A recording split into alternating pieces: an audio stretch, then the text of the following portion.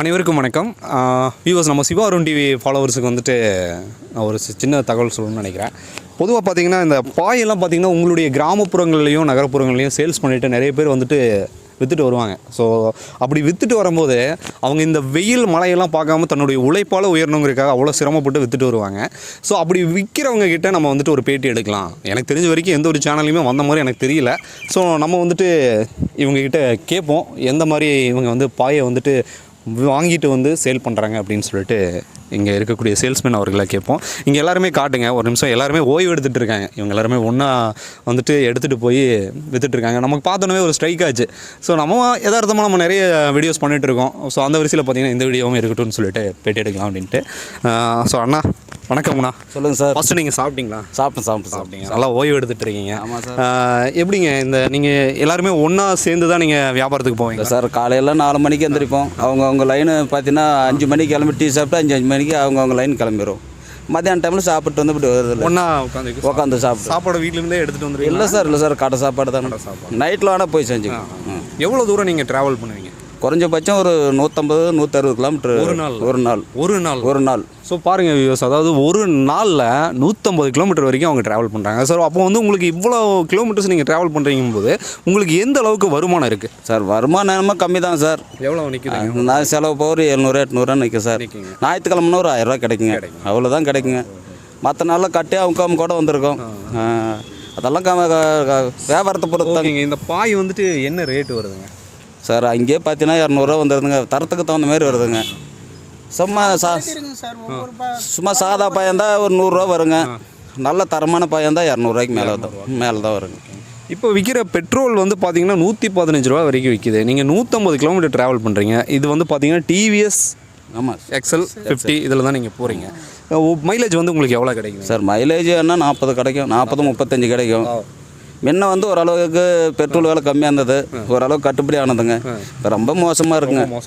சரி, 115 ரூபா பெட்ரோல் விலை விற்கிது. நீங்கள் வந்துட்டு கிட்டத்தட்ட ஒரு 150 கிலோமீட்டர்னா 400 ரூபா வரைக்கும் நீங்கள் பெட்ரோல் போட்டால் தான் உங்களுக்கு கிடைக்கும். உங்களுக்கு ஒரு நாள் வருமானம் 700 சொல்கிறீங்க. உங்களுக்கு மிச்சம் பார்த்தீங்கன்னா ஒரு 300 ரூபா தான் நிற்கிது. எப்படி நீங்கள் சமாளிக்கிறீங்க? என்ன சார் பண்ணுறது? அப்படி தான் பொழப்பு ஓட்டி ஆகணும். வேறு வழி இல்லை. இங்கேயும் கடனை வாங்கி வட்டிக்கு வாங்கி அப்படி தான் பொழப்பு ஓட்டி எடுக்கணும் சார்.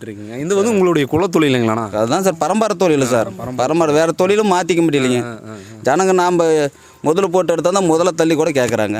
அதையும் சலிச்சிக்காம தான் வராங்க. இது எங்கே இருந்து நீங்கள் வாங்குறீங்கண்ணா? அப்போ கரூர் தான் சார் வருது.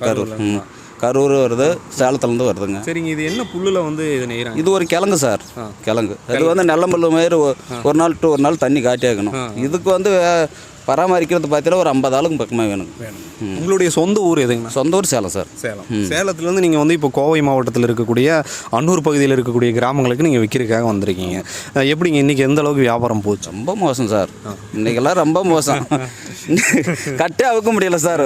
கையெல்லாம் தான் அங்கே போய் சாப்பாட்டு கடைலாம் அங்கெல்லாம் பழக்கம். அங்கே போய் கடனாக சாப்பிட்டுக்கிறது தான். அப்புறம் அடுத்த நாள் வியாபாரம் போது கொடுத்துறது அந்த மாதிரி தான் சார் பழம் போட்டிட்டு இருக்கு. நீங்கள் ஏதாவது இப்போ பார்த்தீங்கன்னா நாட்டு நிலவரமும் ரொம்ப மோசமான ஒரு நிலைக்கு தான் தள்ளப்பட்டு இருக்கு. ஒரு கிலோ தக்காளி பார்த்தீங்கன்னா 45லேருந்து 50 ரூபா வரைக்கும் சொல்கிறாங்க. ஒரு வெங்காயம் நீங்கள் 1 கிலோ வாங்கினா 25-30 ரூபா சொல்கிறாங்க. எல்லா விலைவாசியும் ஏறிட்டு இருக்கு. அந்த தருவாயில் நீங்கள் இந்த ஒரு 300 ரூபா 400 ரூபா வச்சுட்டு எப்படி உங்களுடைய குடும்ப சூழ்நிலையை ஏற்று நீங்கள் நடந்துட்டு இருக்கீங்க? என்ன சார் பண்ணுறது? இதை விட்டால் வேறு தொழிலும் தெரியாது சார். பரம்பரை தொழிலுங்க. வேறு தொழிலும் புதுசாக போய் பண்ணாலும் பண்ண முடியாது. இதனால் ஏதோ அப்புறம் இதை வச்சா தான் சார் அப்படி காலை தள்ளி எடுக்கிறோம், ஓட்டிகிட்டு இருக்கிறோம். சரிங்கண்ணா. அதான் ஏதோ ஒரு ஞாயிற்றுக்கிழமைன்னா ஒரு 1000 ரூபா கிடைக்கும் சார். அப்படியே மெயின்டைன் பண்ணி எடுக்கிறோம். நீங்கள் வந்துட்டு இதனால் கடன்லையும் நீங்கள் தள்ளப்பட்டுருக்கீங்க? கண்டிப்பாக சார். கடன் அதிகமாக தள்ளப்பட்டிருக்கும்.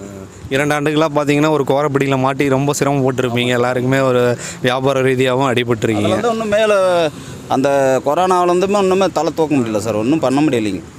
இது போக நீங்கள் வேறு ஏதாவது தொழிலும் நீங்கள் பண்ணிட்டு இருக்கீங்களாண்ணா? இது இல்லை சார், இது மட்டும்தான் பரம்பரை தொழில் சார். இது தவிர வேறு எதுவுமே தெரியாதுங்க.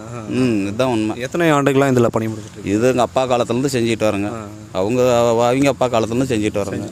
இப்போ நீங்கள் வந்துட்டு இத்தனை பேர் நீங்கள் கிட்டத்தட்ட 1 2 3 4 வண்டி இருக்குது இல்லைங்களா? 4 வண்டி இருக்குது. இப்போ 4 பேருமே நீங்கள் வந்துட்டு ஒரே ஊர்லேருந்து வந்திருக்கக்கூடிய ஆட்களுங்களா? ஆமாம் சார், ஒரே ஊர் தான். சேலம் தான்.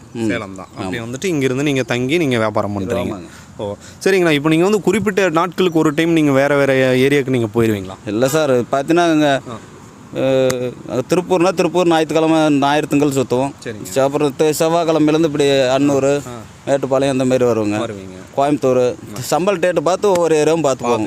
ஆனால் என்னுடைய ஒரே ஒரு ஒப்பீனியன் என்ன, இந்த ஒரு வெயிலில் உங்களுக்கு வயது எவ்வளோ ஆச்சுங்க? வயது 40 இருக்குது. 40. ஒரு 40 வயதில் பார்த்தீங்கன்னா ஒரு 150 கிலோமீட்டர் நீங்கள் வந்து இந்த பாயை வச்சுட்டு நீங்கள் இந்த வண்டியில் ட்ராவல் பண்ணுறீங்க. உங்களுக்கு எந்த அளவுக்கு உடல் சோர்வு ஏற்படுதுங்க? சார் ஏற்படுதான், இது கம்மி சார். இது சைக்கிள் ஓட்டக்குள்ள உடம்பு நல்லா இருந்ததுங்க. இப்போ வந்து வண்டியில் ரொம்ப சிரமமாக இருக்குது வெயிட் வச்சுட்டு. உங்களுக்கு சைக்கிளே பரவாயில்லைங்க? சைக்கிளே பெட்டராக தெரியுது. எத்தனை ஆண்டுகளை இதில் பண்ணிட்டு இருக்கீங்க? இது வந்து வண்டி இப்போ 5 வருஷமாக தான் சார். சைக்கிளெல்லாம் வந்து 20 வருஷமாக ஓட்டிடுது. 20 வருஷமாக இதே தொழில் தான் சார். ஓகேங்க, நான் நிச்சயமாக உங்களுடைய வாழ்க்கை நிலையும் மாறும்னு சொல்லிட்டு கடவுளை வேண்டிங்க, எல்லாம் நன்மைக்கு அப்படின்னு சொல்லிட்டு உங்களோட உழைப்பை மட்டும் விட்டுறாதீங்க. மிக்க நன்றிங்கண்ணா. நன்றி. ஸோ வியூவர்ஸ், இன்றைக்கி வந்து ஒரு பாய் வியாபாரம் எப்படி நடைபெறுது, அவருடைய இருக்கக்கூடிய இடர்பாடுகள் என்ன அப்படிங்கிறத பற்றி நீங்கள் தெரிஞ்சிருப்பீங்கன்னு நினைக்கிறேன். நம்ம சேனலுக்கு புதுசாக வந்த ஒரு பார்வையாளர் தான் சப்ஸ்கிரைப் பண்ணிங்க, மறக்காமல் லைக் பண்ணிங்க. மற்றும் ஒரு பதிவில் நான் உங்களை சந்திக்கிறேன். நன்றி, வணக்கம்.